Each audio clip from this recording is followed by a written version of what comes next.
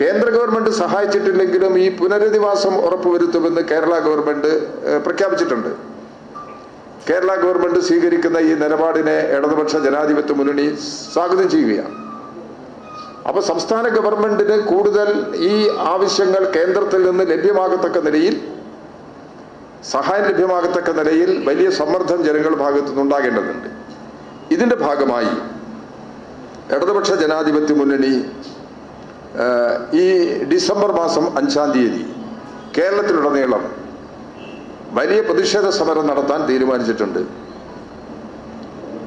December 5-ാം തീയതി രാവിലെ 10:30 മുതൽ ഉച്ചയ്ക്ക് 1 മണി വരെയുള്ള സമയത്താണ് ഈ സമരപരിപാടി. തിരുവനന്തപുരത്ത് രാജ്ഭവന്റെ മുമ്പിലേക്ക് മാർച്ച് നടക്കും. 25,000 ആളുകൾ പങ്കെടുക്കും എന്നാണ് LDF ഇന്ന് തീരുമാനിച്ചിട്ടുള്ളത്. മറ്റ് ജില്ലകളിൽ, ജില്ലാ കേന്ദ്രങ്ങളിൽ അവിടുത്തെ ഇടതുപക്ഷ ജനാധിപത്യ മുന്നണി തീരുമാനിക്കുന്ന ഒരു കേന്ദ്ര ഗവൺമെന്റ് ഓഫീസ് ഉപരോധിക്കും. രാവിലെ 10:30 മുതൽ 1 മണി വരെയുള്ള സമയത്ത് കേന്ദ്ര ഗവൺമെന്റ് ഓഫീസ് ഉപരോധിക്കും. ജില്ലാ കേന്ദ്രങ്ങളിലെ സമരത്തിൽ 10,000 ആളുകളെ പങ്കെടുപ്പിക്കുന്നതിന് വേണ്ടിയുള്ള പരിപാടിയും നിശ്ചയിച്ചിട്ടുണ്ട്.